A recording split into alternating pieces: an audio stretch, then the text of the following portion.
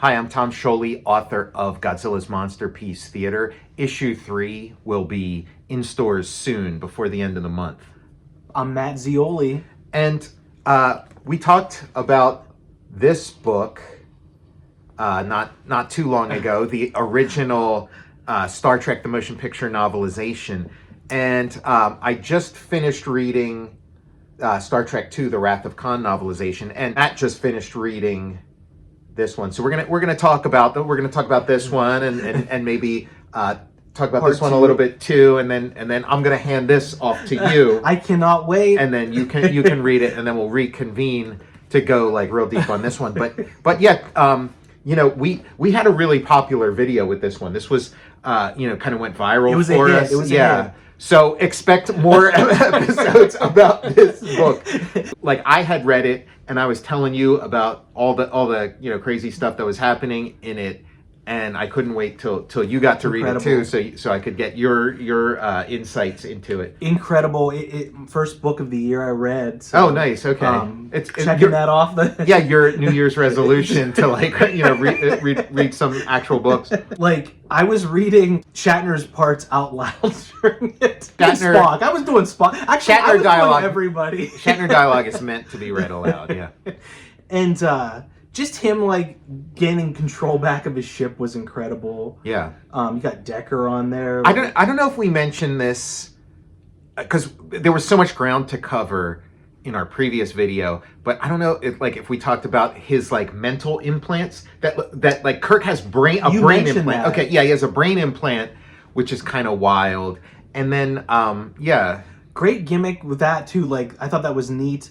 And it's like standard issue Starfleet is this sort of like brain implant. Yeah, I never even thought of like that was possible too. And when Spock shows up, I knew he was coming, but when he pulls up and he gets off the ship, I was like, cheered. Really. Yeah, in his little like mini it was like a mini ship. It was like a shuttle, but with like huge engines. I didn't expect for the third act to turn into like, I mean, when Ilea returns. Mm-hmm. Yeah, this sort of like reconstructed by V'ger Ilea. Everyone's like eyes are like bugging out and like falling. What makes the book work is all this stuff that's going on inside people's heads, and sometimes going on inside V'ger's head. And so when you have a movie, it's like, how do you make the internal external? So one way would be sort of a rewrite to kind of get some of this internal stuff into actual like dialogue or something. Otherwise, you're just at the mercy of the ability of an actor to communicate this very specific information through pantomime. Or so like you could have like a word, like a thought bubble above them, but it was a lot of information to kind of get across that just wasn't making it. Also, great sci-fi too. Mm-hmm.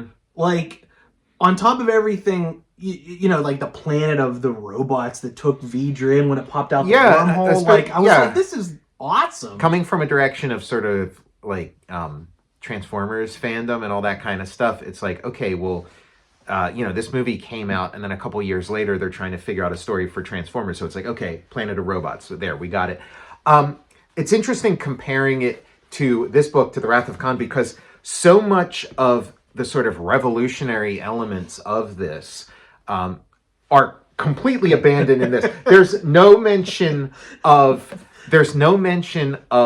Kirk's brain implant, like his brain implant and stuff. Although one thing I noticed in the Wrath of Khan book, which again, like, you haven't read it yet, I highly recommend it. This was a really good read, not as mind blowing as this, but still pretty good. Star Trek II, the movie, it's like, they just act like that first one never happened. Yeah. But in this, there's a little more connective tissue. There are a couple Deltans. There's some people that are from Ilea's planet that are in this, that are not in the movie. I guess like the big differences with the Wrath of Khan book is like the Wrath of Khan movie is so tight. It's like boom, boom, boom. You move from one thing to the next. In the Wrath of Khan book, they fill in some stuff, give you some background information about that sort of space lab that was creating the Genesis project. You get to know the technicians a little more, and a couple of them are Deltans. Oh, okay. And then you get to see Khan's takeover of the lab, like, because that's just kind of all off screen, and then they beam down there, and it's like, where is everybody? Well, in this you find out there was a massacre, like Holy shit. Khan just like killed a bunch of people, and pretty graphic, like each person gets a different kind of death.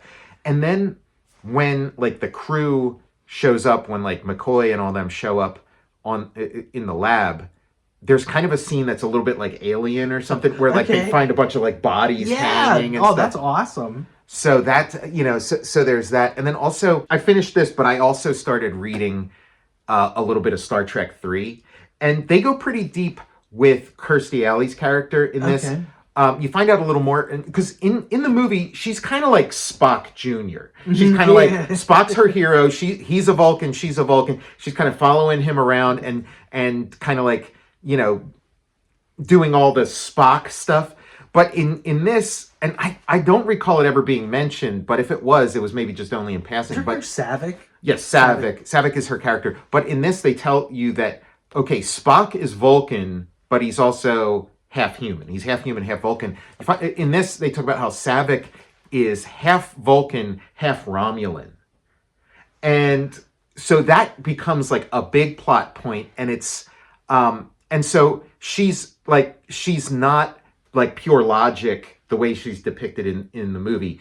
In the book, she's kind of conflicted because her Vulcan half is like very, logical. Like that's what she aspires to. But then her Romulan half is very like angry and warlike and stuff. And she's kind of got like superhuman strength. Similarly, like Spock, they don't show it that often, but Spock has like kind of like, he's a little bit of like a Superman. Yeah.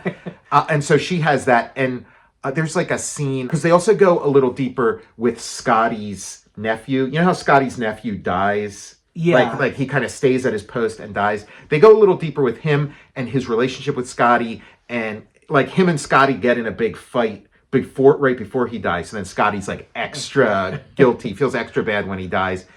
And they also sort of spell it out a lot clearer in this.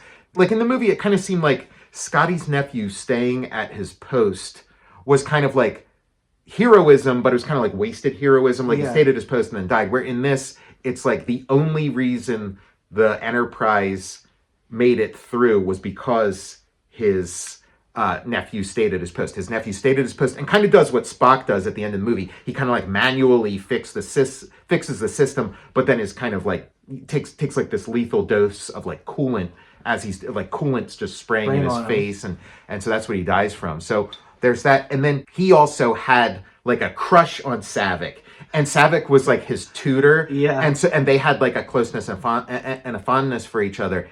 All this stuff kind of, like when his character dies in the movie, it's like pretty sad or whatever. But in this, I was like destroyed because like they set it up so well, and Saavik goes nuts when he dies. Saavik starts ripping chairs out of the floor and throwing them and stuff. So her character is her character is just cool as a cucumber. Her character is almost kind of like Ripley in the Alien movie, where you're like, okay, does she have any feelings at all? You know what I mean? You know how Ripley is this very cool character, and then she saves the cat, and then you're like, okay, she's nice.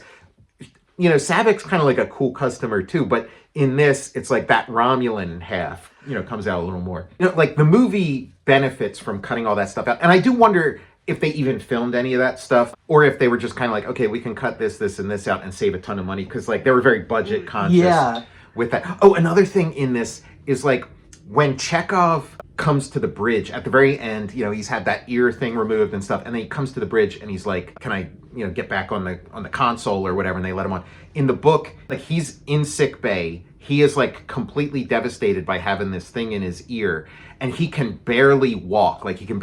He's like stumbling down the hallway, but then at the last moment he kind of like pulls it together enough to sort of fake it so that he seems okay for duty, but he's actually not okay for duty at all. He's like so destroyed. So that's kind of a good and interesting bit of background information to have going into that. And then also, like Sulu, in the book, Sulu, when one of the proton torpedoes or whatever, Sulu gets like knocked and almost dies. Like Sulu is like, is practically dead, and then he's given like cardiopulmonary resuscitation by David, by Captain Kirk's son, and otherwise like Sulu would have been dead, would have been gone. So there, this is a lot of plot that is kind of, awesome. left on the cutting room floor. Like, it's fun to experience it in the book. I'm kind of glad it didn't make it to the movie, because the movie's like perfect, but it was cool having all that stuff filled in. And I've started to read Star Trek 3, the book. Oh man. And that's cool too, because so far all the stuff I've read in Star Trek 3, none of it made it into the movie. It's Spock's wake, everybody's getting drunk, and then Saavik and David, Captain Kirk's son, they leave together, and then they go back in Saavik's room, and Kirk kind of stops them on the way. He sees them walking, and he's just kind of talking to them, and then David like says something, and then Kirk's kind of like, like he realizes that he's kind of keeping them all this great, amazing stuff. And I always felt like David, Kirk's son, got short shrift, because it's kind of like he shows up in Wrath of Khan, and it's like, wow, Kirk has this son, and then it seems like they tried to get him out at ASAP, like immediately. So it's kind of cool that in the Wrath of Khan book, he gets to do some more stuff. He gets to be part of it. He saves Sulu's life. We wouldn't have Sulu, Yeah. He gets to live a little, and he has this relationship with Saavik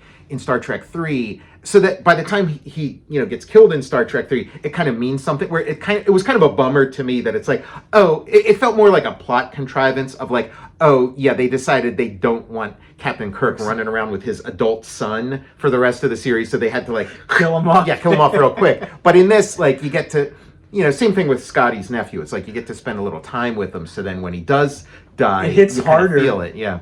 Some people read Tom Clancy books for like submarine minutia. I was obsessed with the Starfleet minutia of like, who gets to replace who at the consoles and stuff, the protocol and whatnot. Like I was all in on this book. Yeah. The fact that they had Deltans in this one kind of blew my mind, because it feels like they tried to distance themselves from this one. Stands apart. Like the motion picture novelization stands apart. As cool as the additions were in this, there was nothing that was like, holy shit, that like turned the whole thing on its head. And they spend a lot of time with like the Genesis, the people who created the Genesis project. Like I said, a couple of them are Deltans, but then there's this is the early 80s, that this is coming out. So they're gamers. And so two of them have created their own video game. Oh, that's awesome. And they've started their own company. They want to kind of like make this video game a thing. And so when Khan is taking over, they delete all this. They're deleting all the Genesis information, but they make sure to keep their video game on there. And so then when Khan shows up and he's looking for Genesis, he just finds like the video game, and he's like at first glance it looks like it's Genesis, but then it turns out it's this video game, and he like starts going nuts about it. So it's like, it's of a little of the moment. Khan's like, I've teamed up with Gil Bates. I'm going to buy it. Yeah, good. Yeah, to own it. This was like, one of the best reads I've had in a while. Wrath of Khan, enjoy. Like, it's so, people rank the Star Trek movies how it's like, okay, the odd numbered movies stink and the even numbered movies are good and stuff. So, but it's like, okay, the books are gonna have to start getting a rank, and it's like, okay, part one is like amazing, or comparing it with the movie. So it's like so movie, great book, great movie, good book. Yes. For this one. And so far, I'm enjoying Star Trek 3, the book, so much. So we'll see how that one shakes out. You want to try to go the distance? I'm gonna look and try. I'll pick up Star Trek 4 and you can borrow that one and read ahead. Okay. Well, I have Star Trek 4 also. I bought the whole series. I don't know if I got Generations or not, but I got all the like just old Star Trek ones. But yeah, you can borrow this, read it. We'll reconvene. We'll talk about the Wrath of Khan. Oh yeah, and then maybe I'll tell you a little bit about Star Trek 3, and we'll keep this thing going like that. I'm getting kicking the year off reading right. Yeah, that's all you need. Star Trek books, and there's basically a lifetime supply of Star Trek books. There's just so many ancillary things, and that's just sticking with like the Kirk and Spock Star Trek. If anybody sees me out there, like I'm like reading out loud in the Kirk voice. You can stick these in your pocket, like these Perfect these size. little paperbacks are so perfect for that. So I'm Tom Scioli, author of Godzilla's Monsterpiece Theater. Issue 3 will be in stores soon. Godzilla fighting Dracula. I cannot wait. I'm Matt Zeoli. And yeah, we'll see you next time. Candle